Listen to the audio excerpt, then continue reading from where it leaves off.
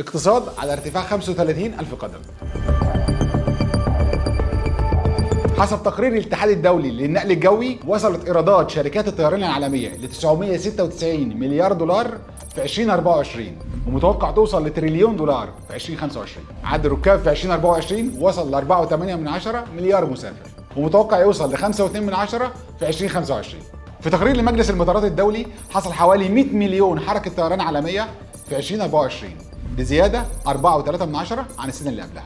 متوسط عدد الرحلات التجارية اليومية كان أكثر من 100 ألف رحلة في 2024. عدد المطارات عالميا وصل لأكثر من 41 ألف مطار في 2024. حسب تقرير مجموعة عمل النقل الجوي، صناعة الطيران وفرت أكثر من 85 مليون وظيفة عالميا في 2023، منهم 11 مليون وظيفة مباشرة، مش بس طيارين ومضيفين، لكن كمان في الصيانة والخدمات الأرضية والإدارة.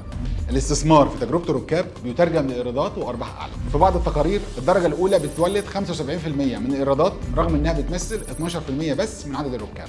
في النهاية، صناعة الطيران بتساهم بحوالي 4.1 تريليون دولار في الاقتصاد العالمي، يعني تقريبا 3.9 من الناتج المحلي الإجمالي العالمي، وده بيخليها تحرك اقتصاد دول. هنستنى رأيكم في التعليقات. سلام.